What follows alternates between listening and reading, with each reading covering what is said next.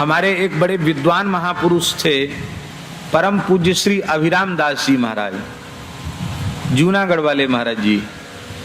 संभवतः अब उनका शरीर नहीं है, क्योंकि जब हमें मिले थे उस समय भी 90 से ऊपर की आयु के थे। उस जमाने में काशी से उन्होंने व्याकरणाचार्य किया था और अंग्रेजी से भी एमए किया था। बहुत अच्छे विद्वान, बड़े अच्छे वक्ता थे। तो वो सुनाते थे, गधे का अभ्यास होता है दुलत्ती मारने का। इसके ऊपर एक कहानी सुनाते थे, सुना करके हम सबको हंसाते थे। बोले एक मास्टर जी पढ़ा रहे थे और बच्चे कुछ ना कुछ गलती करते ही हैं, पाठ याद नहीं करते हैं, तो पिटाई, अब तो पिटाई करना मना हो गया, उस समय पिटाई होती थी। तो पिटाई करके मास्टर कह रहा था कि देखो सबके कान खींच देंगे, हैं, सबकी चमड़ी उधेड़ के भूस भर देंगे, और जाने क्या क्या कह रहा था हड्डी पसली मार मार के एक कर देंगे। न जाने तुम्हारे जैसे कितने गधों को हमने आदमी बनाया है, कितने कलेक्टर मिनिस्टर बन गए हमारे, एक गधे होके आए थे यहाँ, कलेक्टर मिनिस्टर हो गए। एक सीधा साधा धोबी वहां से निकल रहा था, उस पे काम कम था, गधे 2 थे, वो एक गधे का काम था। उसने सोचा एक गधा हमारा आदमी बन जाए तो हमारे साथ कपड़े धुलवाएगा, काम देगा। उसने मास्टर जी को कहा, महाराज आप तो गधों को आदमी बनाने का ठेका आपने लिया है, तो कृपा करके हमारे इस गधे को भी मनुष्य बना दीजिए, आदमी बना दीजिए, आपकी बड़ी कृपा होगी। वो मास्टर तो क्रोध में था, उसने कहा मूर्ख, गधा लेके आया। बोले अभी तो आपने कहा था गधों को आदमी बनाते हैं। बांध के चला गया वो। मास्टर का गुस्सा ठंडा हुआ तो उसने गधा तो बेच दिया।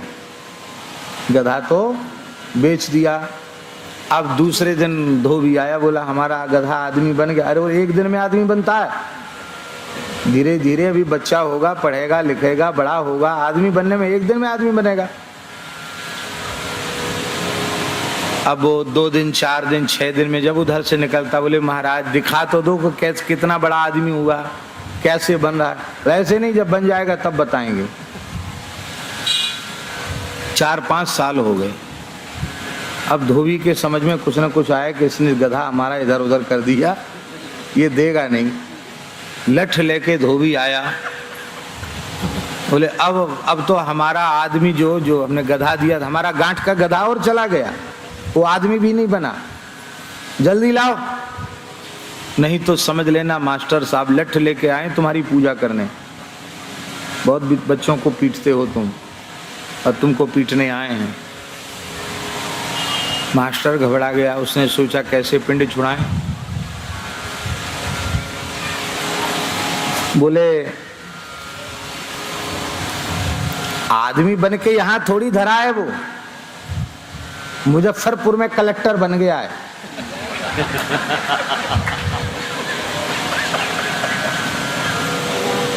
उसको बड़ी प्रसन्नता हुई, महाराज कलेक्टर में, हाँ कलेक्टर बन गया मुजफ्फरपुर में वो। अब तो धोबी घर में आया, बोले कपड़ा पड़ा धोना बंद, अब हमारा गधा कलेक्टर बन गया मुजफ्फरपुर में, वो भी बिहार के तो हम यही हैं, चलो। तो गरीब आदमी था, पैदल पैदल मुजफ्फरपुर पहुंच गया। हो सकता हो इसी दरभंगा का ही हो, क्योंकि यहाँ शिक्षा का केंद्र विशेष है, यहाँ जो है गधों को आदमी बनाया जाता है। हो सकता यहीं की घटना हो, कोई पक्का पता नहीं है, लेकिन मुजफ्फरपुर वाली बात तो पक्की है। अब बेचारा धोबी यहाँ से कितना दूर है मुजफ्फरपुर दरभंगा से?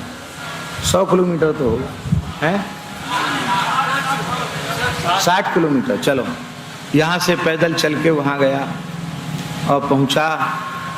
अब कलेक्टर का जो बंगला था, निवास था, रविवार का दिन था, छुट्टी थी,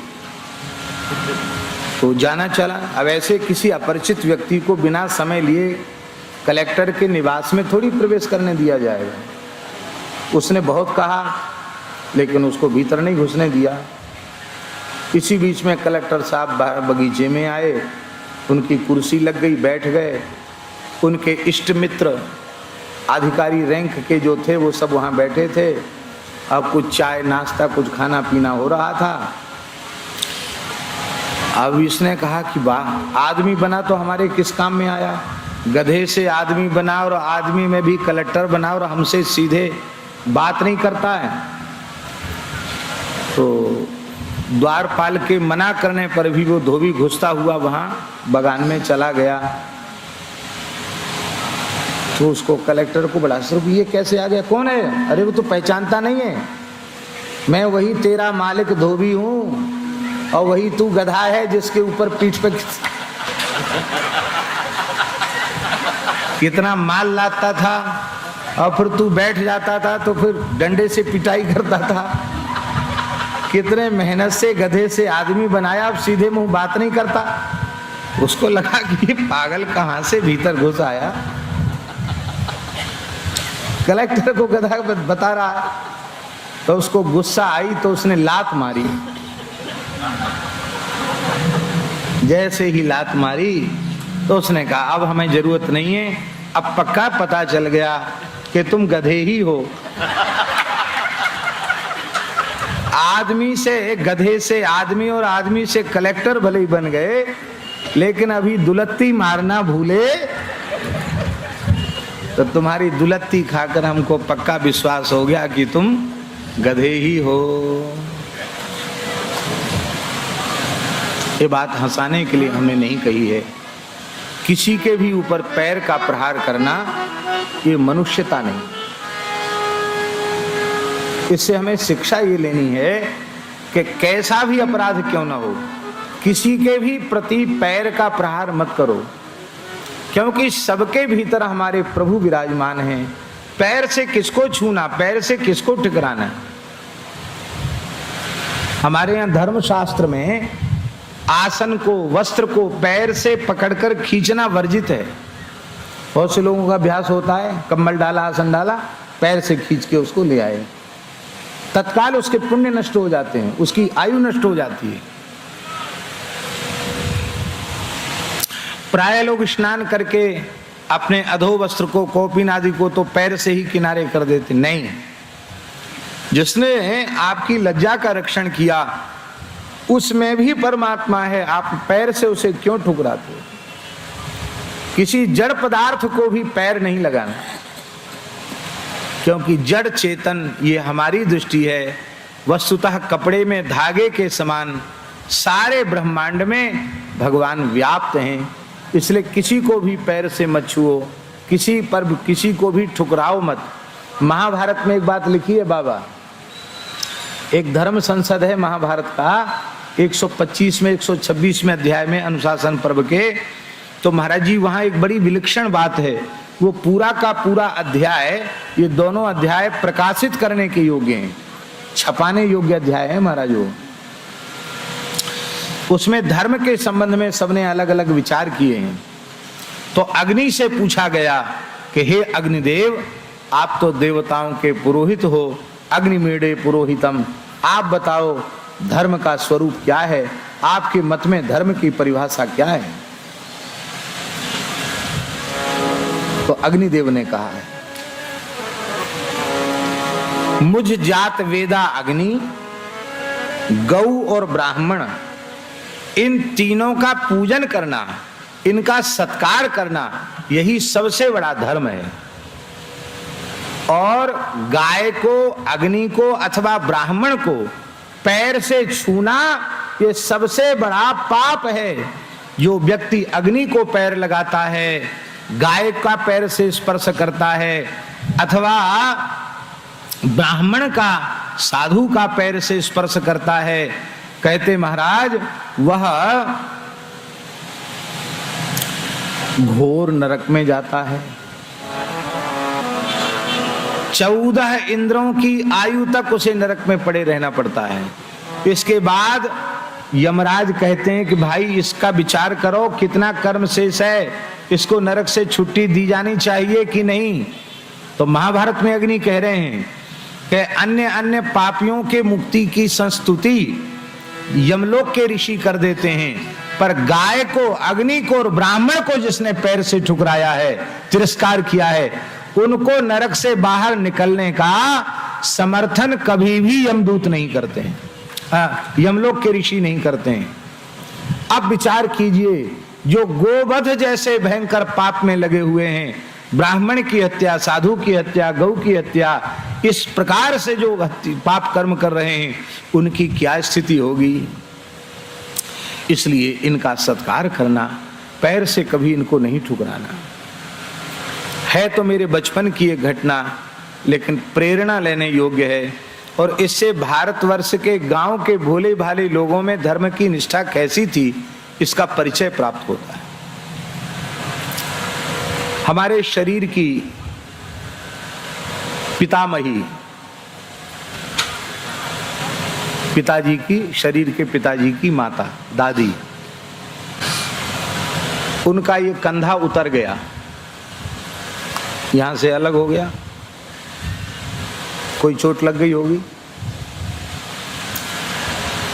डॉक्टर एक थे, उनको दिखाया, डॉक्टरों ने कहा कि हमारी अंग्रेजी डॉक्टरी के अनुसार तो हॉस्पिटल ले जाना पड़ेगा और ऑपरेशन होगा, फिर इसको फिट किया जाएगा। अब वृद्ध शरीर, और वो जीवन में कभी हॉस्पिटल गई नहीं। वो तो कहें कि मैं मर भले जाऊं, मुझे हॉस्पिटल मत ले जाना। बहुत डरती थी हॉस्पिटल के नाम से। दवाई के नाम पे कोई दवाई खाई नहीं उन्होंने, दवाई खाती नहीं थी। निरोग रहने वाला दवाई भला क्यों खाएगा।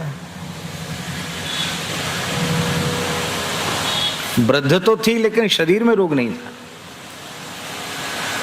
तब किसी ने कहा कि अमुक गांव में एक गडरिया है, गडरिया जानते हैं ना, भेड़ बकरी पालने वाले, गडरिया है, वो बहुत ये विद्या जानता है, कैसा भी हाथ पैर उतर गया हो, हड्डी इधर उधर हो गई हो, वो दवाई बांध देगा और उसको चढ़ा देगा, एकदम ठीक कर देगा।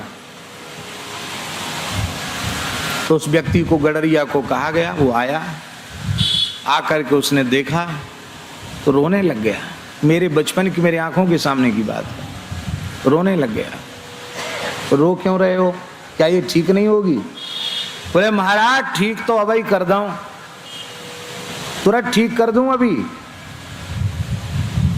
लेकिन मैं कैसे, एक ब्राह्मणी वृद्धा, उसके मुझे पैर लगाना पड़ेगा कंधे में, तो मैं पैर कैसे लगाऊं?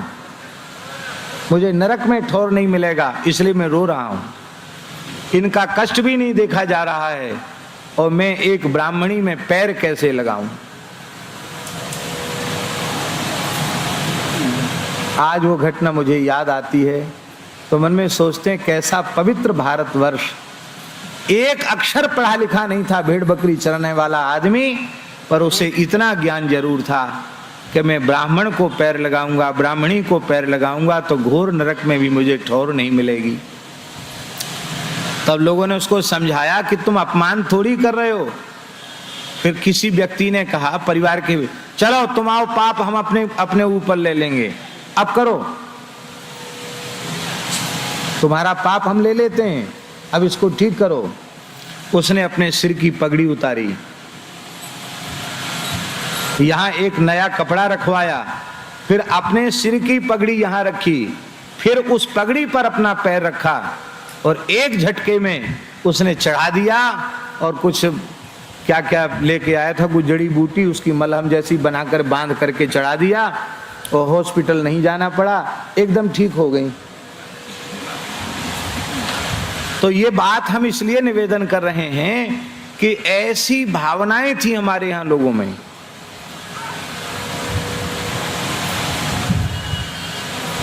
एक और प्रेरणा ये है धर्मप्राण भारतवर्ष का स्वरूप।